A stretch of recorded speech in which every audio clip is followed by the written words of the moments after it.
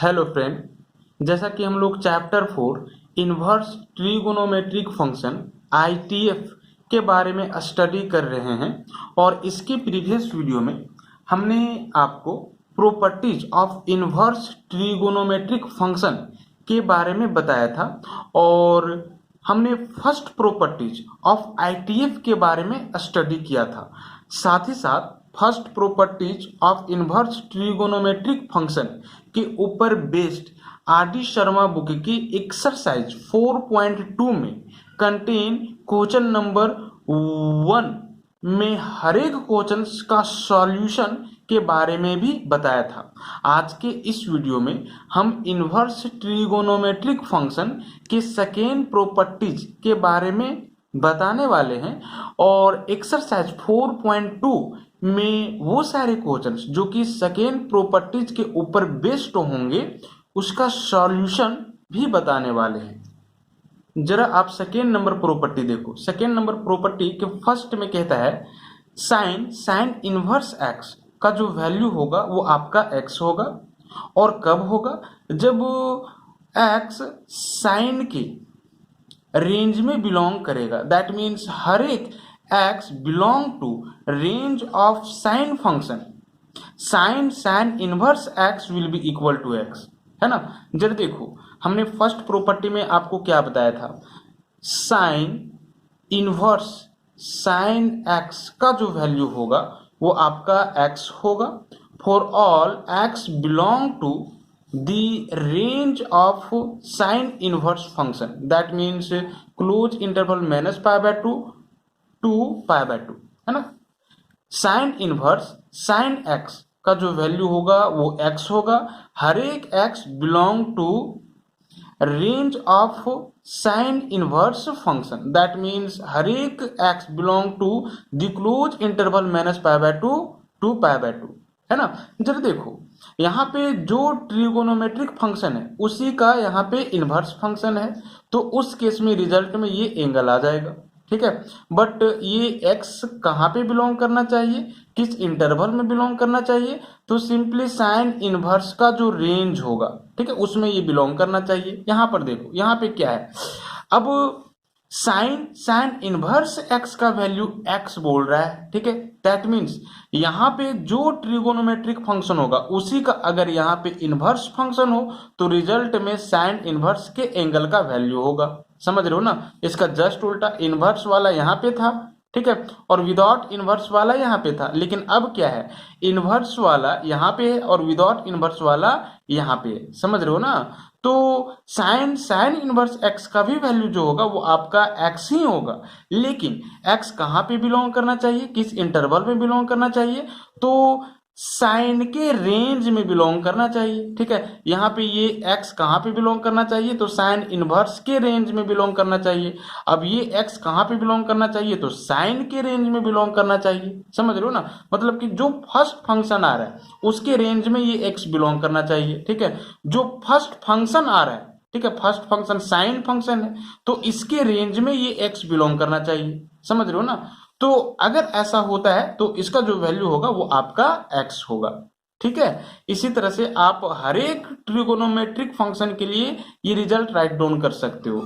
That means cos inverse x का जो value होगा वो आपका क्या होगा? x होगा for all x belong to the close interval which will be the range of cosine function, है ना। और कोसाइन फंक्शन का रेंज क्या होता है ये हमने ऑलरेडी आपको क्लास 11th में बता रखा है। तो this is close interval -1 to 1 ही होता है।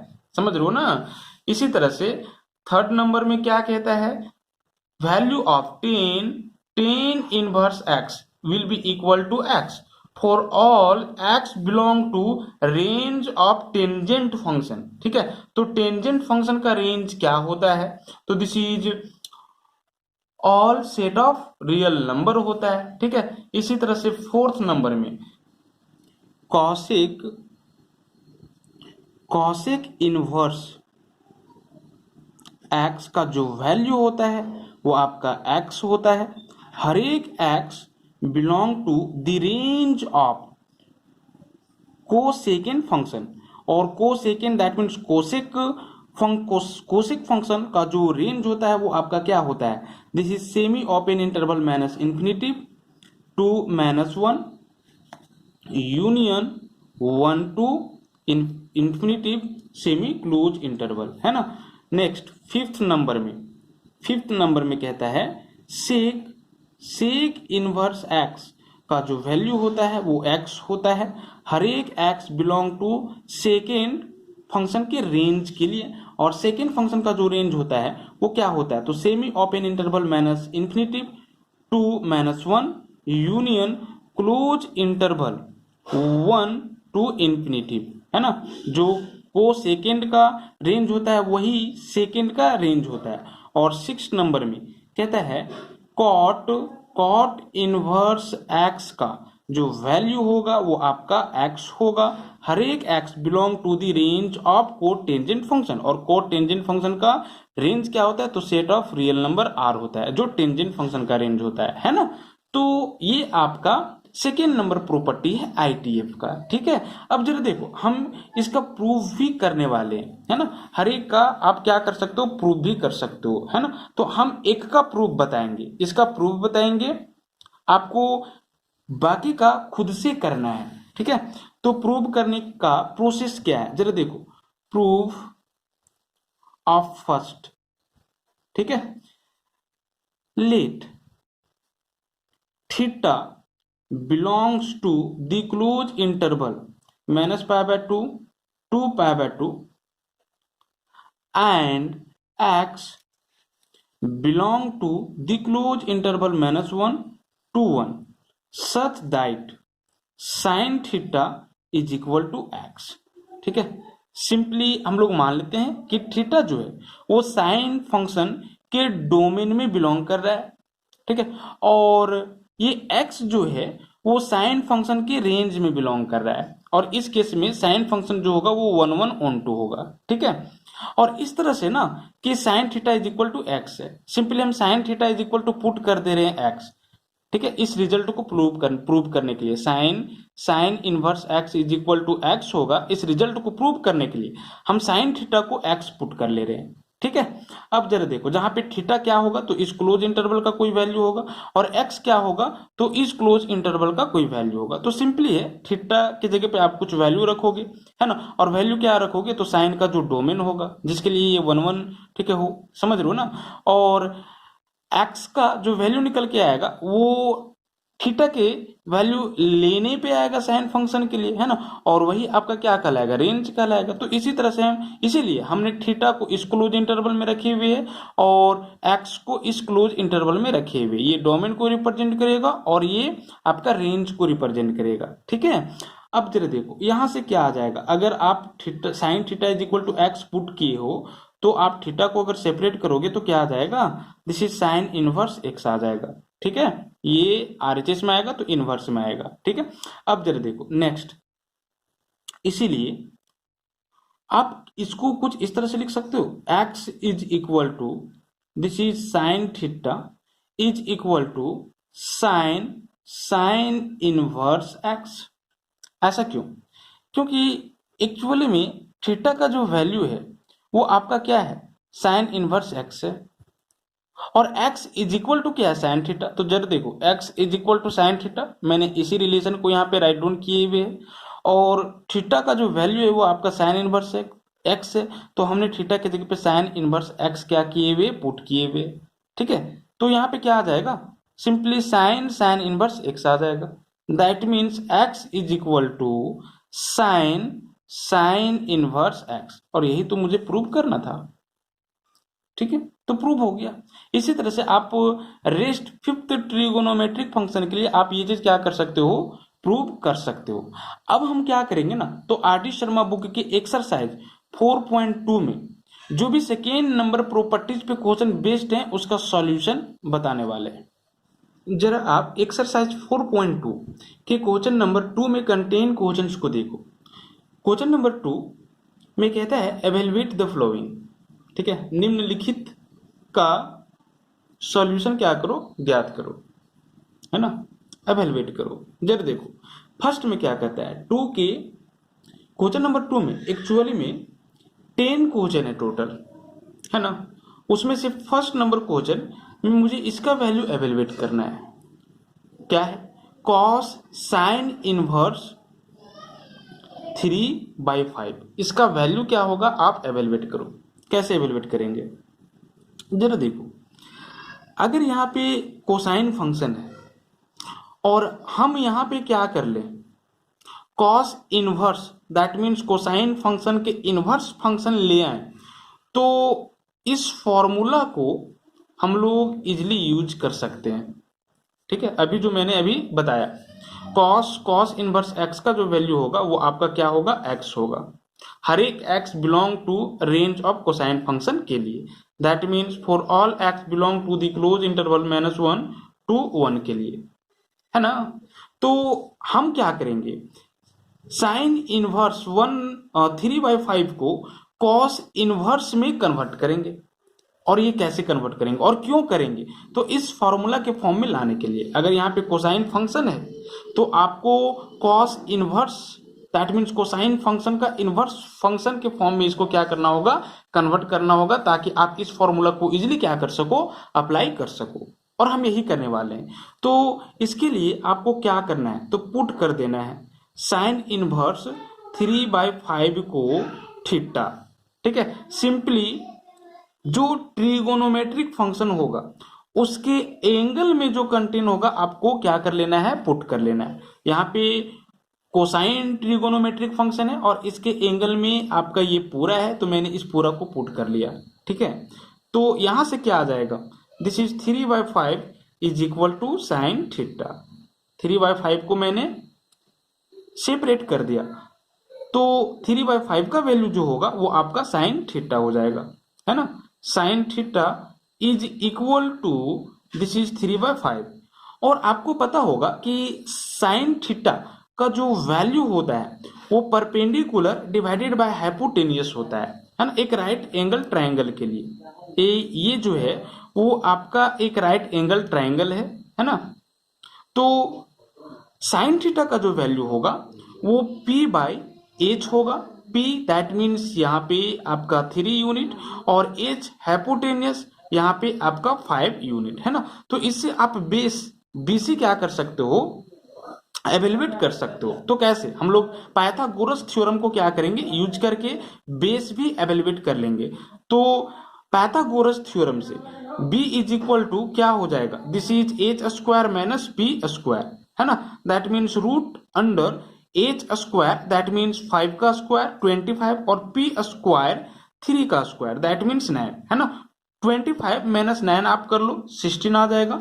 और 16 का आप स्क्वायर रूट फाइंड आउट कर लो, 4 आ जाएगा। That means b is equal to क्या आ जाएगा, तो 4 आ जाएगा, है ना। और इसीलिए फिर आप क्या कर सकते हो, तो कोस थीटा का भी वैल्यू एवेलुएट कर सकते हो, है ना।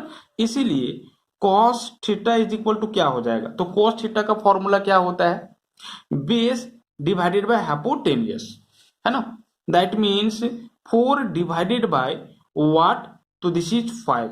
Cos theta is equal to what, 4 divided by 5 implies theta is equal to what, तो दिस इज कॉस इनवर्स 4/5, है ना।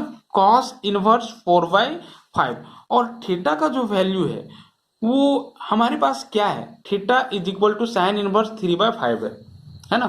थीटा का जो वैल्यू है वो आपका साइन इनवर्स 3/5 है। तो क्या आप इस थीटा की जगह पे साइन इनवर्स 3/5 राइट डाउन नहीं कर सकते हो, कर सकते हो।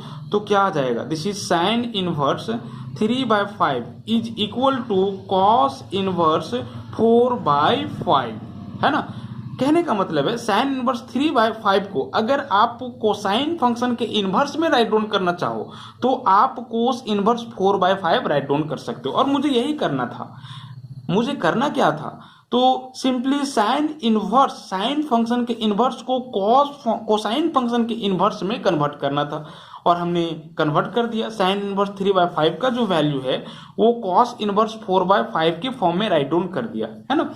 तो इसीलिए cos sine inverse 3/5 is equal to क्या हो जाएगा, this is cos sine inverse 3/5 की जगह पे आप ये राइट डाउन कर सकते हो कॉस इनवर्स 4/5, है ना, ये राइट डाउन कर सकते हो ना।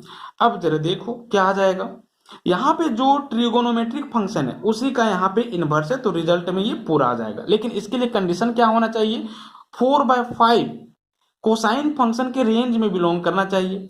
और कोसाइन फंक्शन का रेंज होता क्या है, तो this is close interval -1 to 1 होता है। और आप देख रहे हो कि क्लोज इंटरवल -1 to 1 में ये 4/5 बिलोंग कर रहा है। 4/5 कहने का मतलब क्या है, अगर आप डेसिमल में कन्वर्ट करोगे तो क्या आ जाएगा, दिस इज 0.8, है ना, 0.8।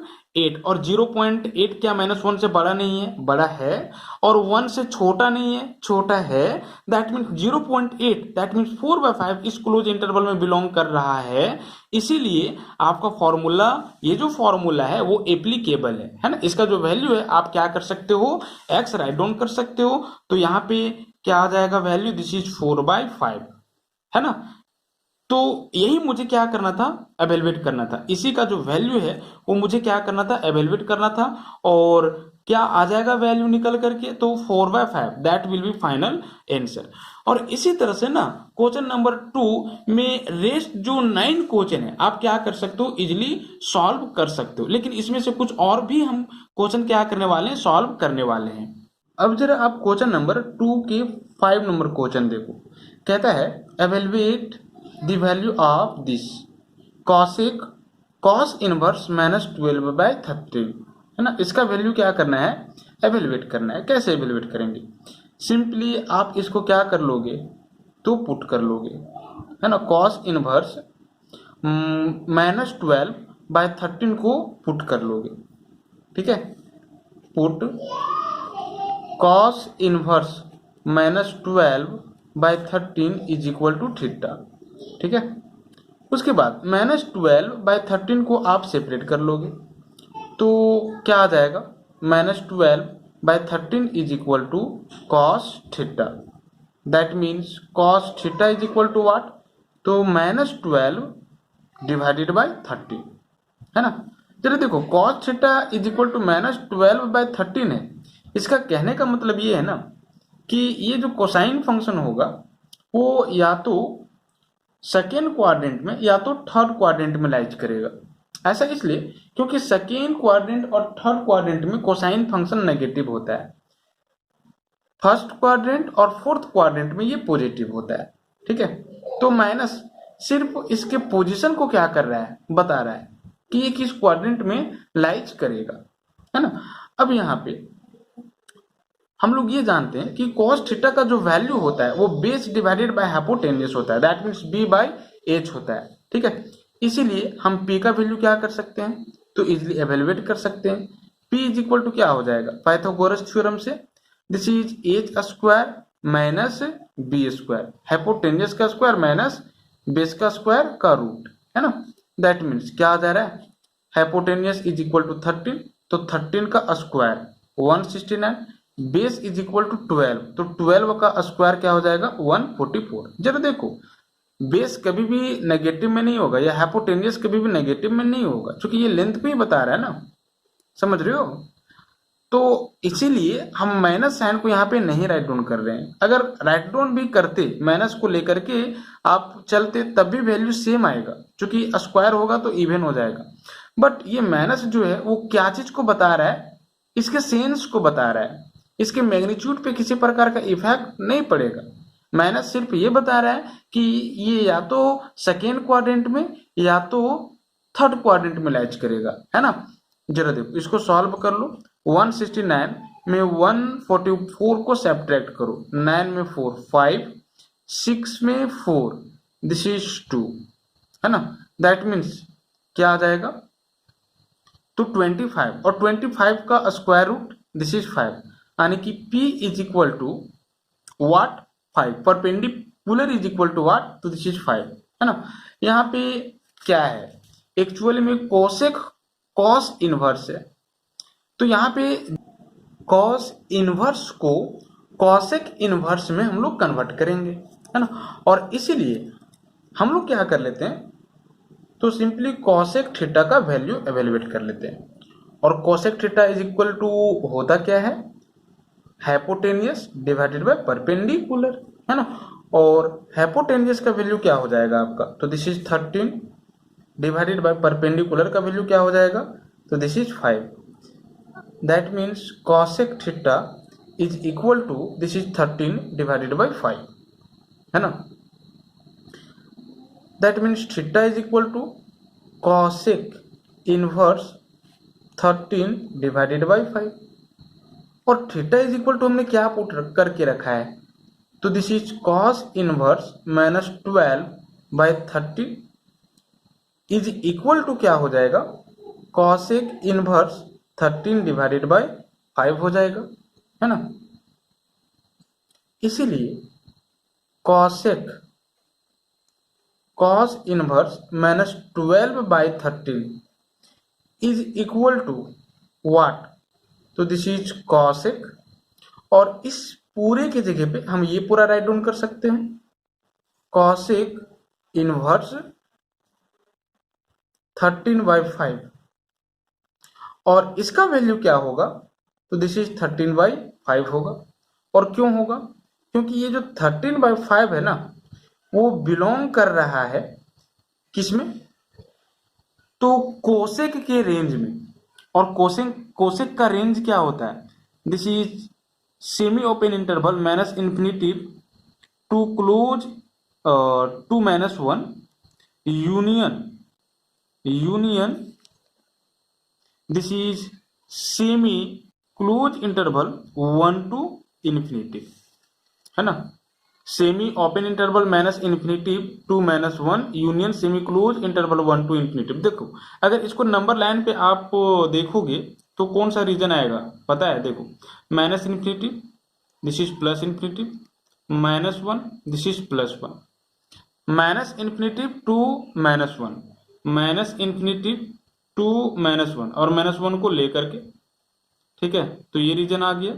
उसके बाद 1 टू इंफिनिटी और 1 को लेना है ना, 1 to infinity that means 1 to infinity that means ये रीजन, ये और ये रीजन, ठीक है, ये नहीं लेना है, यानी कि ओपन इंटरवल -1 to 1 आपको नहीं लेना है। इसको आप इस तरह से भी राइट डाउन कर सकते थे, इसको आप ये भी राइट डाउन कर सकते थे, this is all set of real number except the value which will be belong to this open interval, है ना। इसी को तो आप देख सकते हो कि ये जो 13/5 है वो इसमें बिलोंग कर रहा है, ठीक है। 13/5 का वैल्यू एक्चुअल में क्या आएगा, 5 2 10, 3.0 दैट मीन्स 5 6 यानी 2.6, ठीक है। और 2.6 देखो इसमें बिलोंग कर रहा है, मतलब कि इसी रेंज में आया, है ना। 2.6 आपका 1 से आगे है,